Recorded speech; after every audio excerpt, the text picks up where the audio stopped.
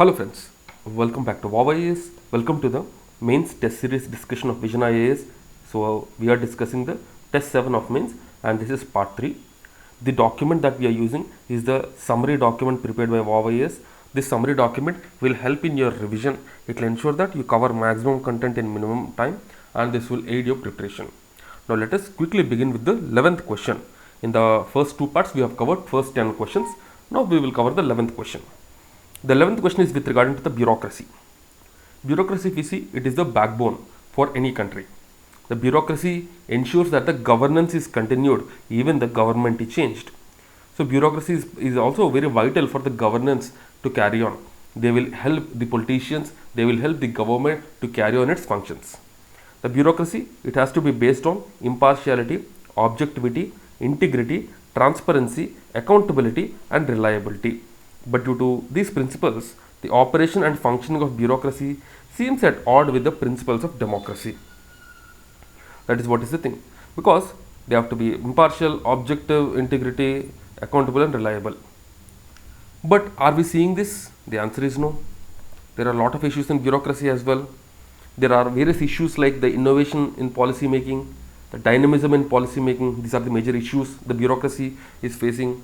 There is corruption in the bureaucracy, the political pressures in front of bureaucracy, the complacent attitude because they have assured career path. Also in the bureaucracy, another major issue is the shortfall. We have less bureaucrats than required. This is also a major issue. So these are the issues, especially in India. Some other issues they are facing, if you see, the legalistic and rule-based administration is deemed to be indifferent to the wishes of the individual citizens, where democratic institutions are expected to be responsive to wishes of the people. Generally, the bureaucrats follow the rules. They will follow rules, but these rules generally they will not be in line with the wishes of the people. So that means they are going against the that means the democratic institutions, they are not in line with the people's wishes. Also, the democracy demands change, but change is something that cannot be expected in bureaucracy. The civil services operate on the principles of consistency and regularity. They avoid dynamism so that to maintain consistency, so that there will be proper flow and there will be continuity in the governance. Also the decision making, which is based on set of rules where the stakeholdership is not needed against the principle of equal participation in democracy. Because normally if you see, if they don't follow rules, again if there is any case tomorrow, the bureaucrats will be held responsible. So it's not only the issue from the bureaucrat side, there is also issue with regard to the rules and all. The hierarchical and top-down approach which we generally see, this is against the democratic principles of equality, freedom of expression and republicanism. These are there. But if you see, the bureaucracy is needed for effective functioning of democracy. It is very important. The first is policy making and implementation, identifying major policy areas, analyzing the different policy alternatives, providing proposals to solve the social problems, effective implementation of policies, enhancing people trust in the state machinery. Bureaucrats continually provide services to the people even if the political executives are not able to do so for any reason. Bringing in new technology and practices in the public service delivery, which includes welfare outcomes for the whole society. Also, the permanent nature of bureaucracy allows it to evaluate the need, the pros and cons of the policy from long-term perspective, unlike the elected representatives who focus on the immediate electoral gains. So these are the various important things with regarding bureaucracy. These are the needs of bureaucracy, the issues of bureaucracy, and why the bureaucrats they are not able to perform the functions actively. All these things we have discussed. Now let's move on to the next question, the 12th question. And this is with regarding to the digital education, the tech enhanced learning. So if you see the digital education or tech enhanced learning, so this is very important in today's digital world, because today the whole world is running on the digital things, be it the money transfer, be it getting the policy support from the government, be it the selection, be it the application. So all these things are based on the digital things.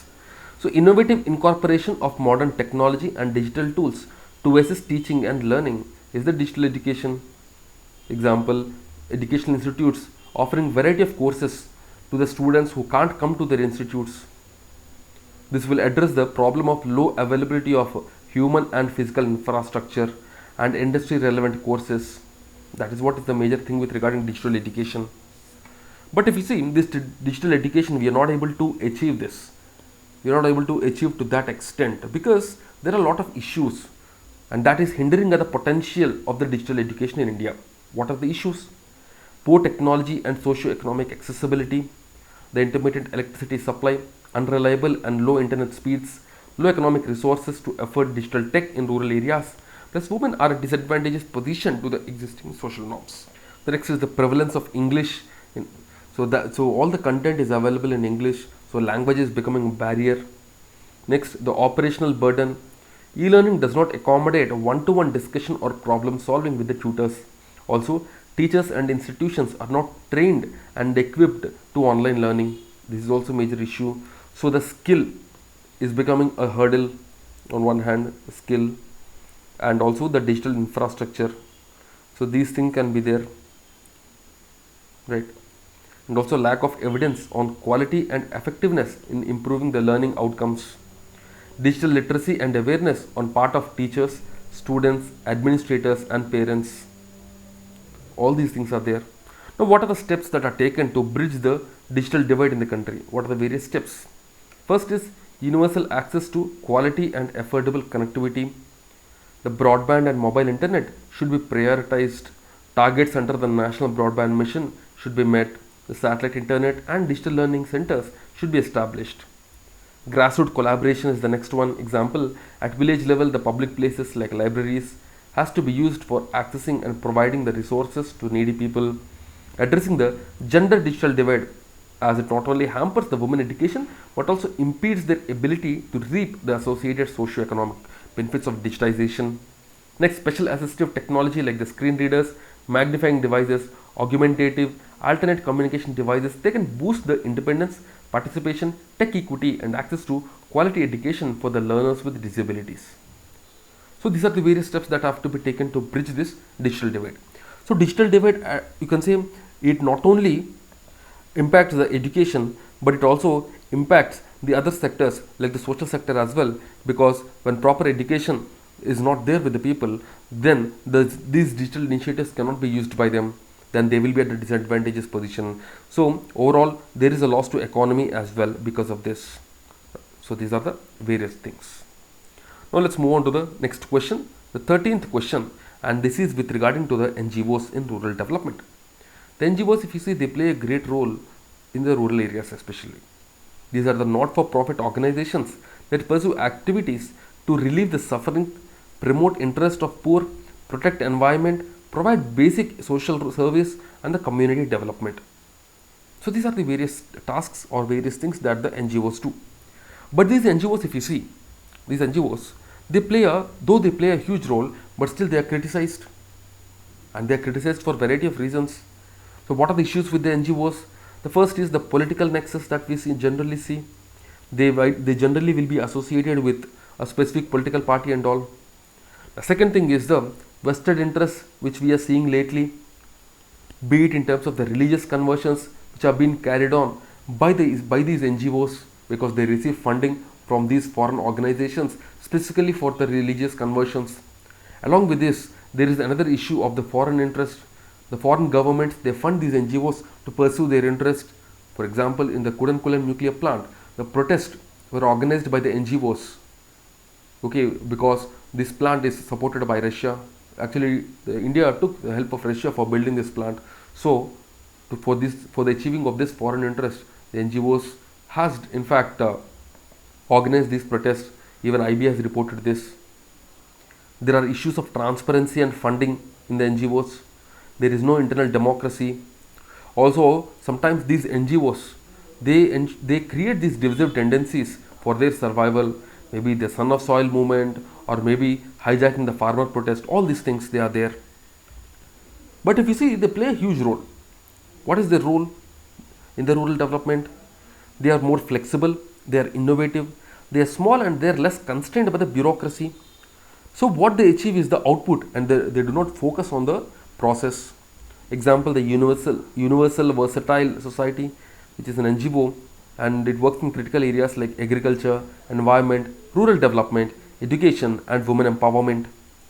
And due to the proximity to the general public, the NGOs work as interface between the government and citizens. Because if you see, the citizens generally do not have access to the government, they do not have direct access. So it is these NGOs that play a great role, and they will be the mid person, they will be the interface between the people and the government. They ensure that the people's voice is heard by the government. So these NGOs, they are generally the implementer, catalyst and partner in implementation of various government welfare schemes.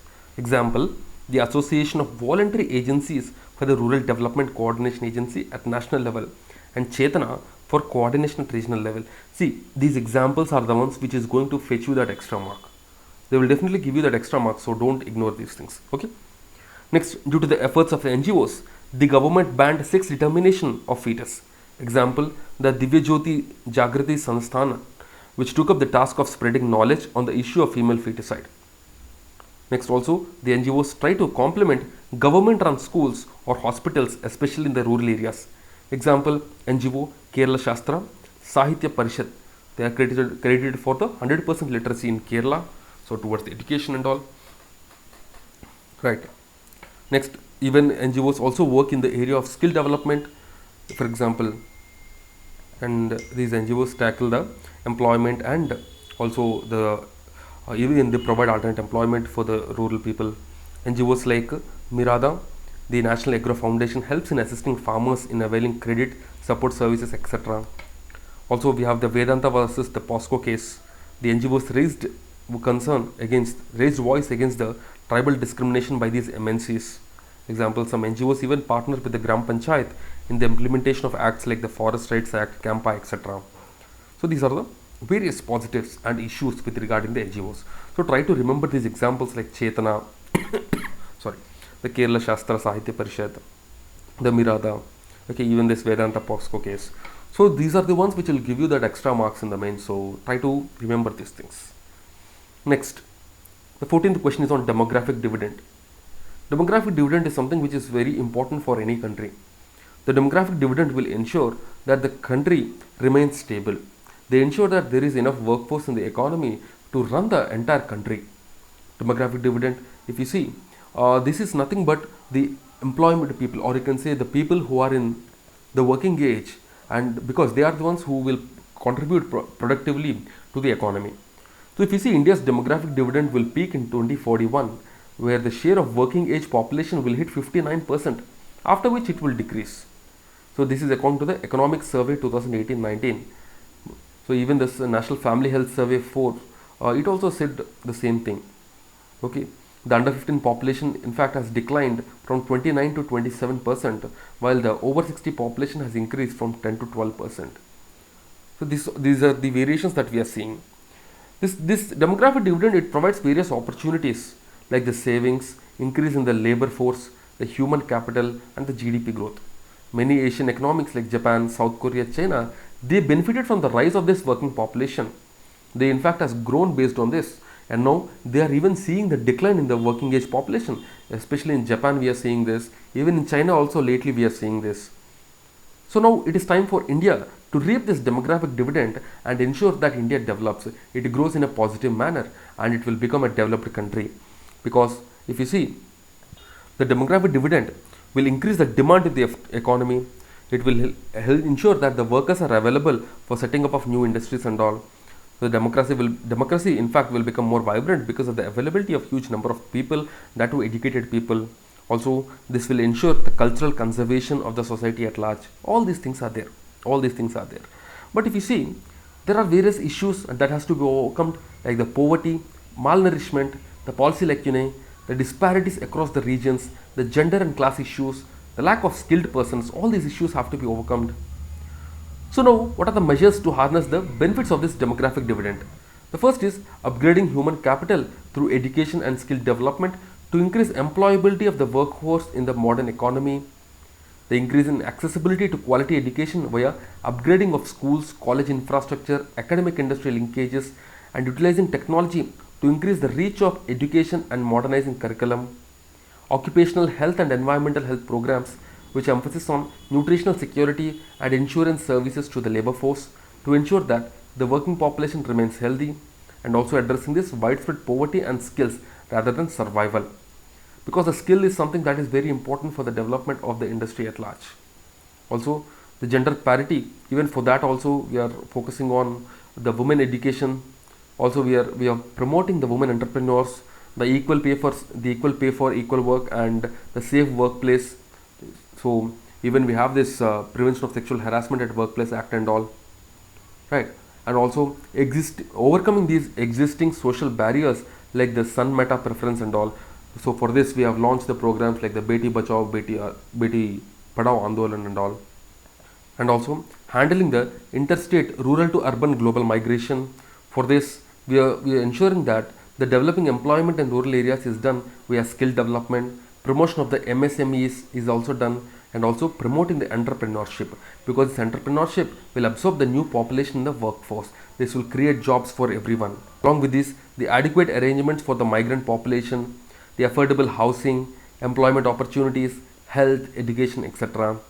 Tackling the rapid urbanization and industrialization, and along with that ensuring that there is sustainable development to reduce the environmental impact of the development on the environment. Also investing in renewable energy, the urban policy planning is also seen in recent times. Even the diplomatic efforts for negotiating favorable policies on migration in global arena. So here you can directly write various examples and schemes. This is how we will add value to our answers. Right, for entrepreneurship and all, you can write the Stand Up India, Startup India and all. For the skill development, you can write the example as the skill development mission and skill universities. Right, even for the renewable energy and all, we can talk about the commitments, the Panchamrit and all these things. Right, so like this we can add value to our points, so that will fetch us that extra mark. Now let's move on to the next question, the 15th question, which is on the manual scavenging. The manual scavenging, if you see, it is the practice of manual cleaning, disposing or handling of human excreta from the sewers and dry latrines. It violates Article 21, that is right to life, and severe measures were taken to eradicate in India.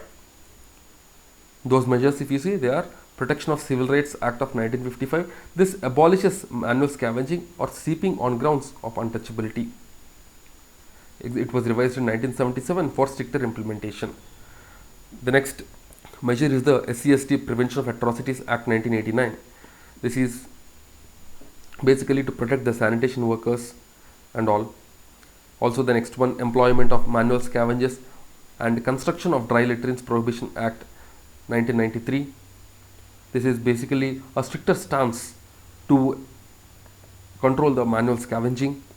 In 1994, the National Commission for Safai Karmacharis, which is a statutory body, it was created to evaluate the welfare programs for the Safai Karmacharis and also to investigate cases of specific grievances.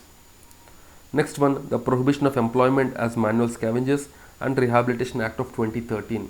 It was enacted to abolish employing anyone as manual scavengers and also rehabilitating such workers. Supreme Court in 2014 said that the Constitution need government to intervene to prohibit such heinous crimes and heinous acts against the people like the manual scavenging and also rehabilitate them. But 58,000 persons are still engaged in this manual scavenging according to the Ministry of Social Justice and Empowerment. So why this is still existing in India? Why we are still having this manual scavenging? If you see the major reasons, 2.6 million insanitary latrines are still there in India and they are required to be cleaned by hand.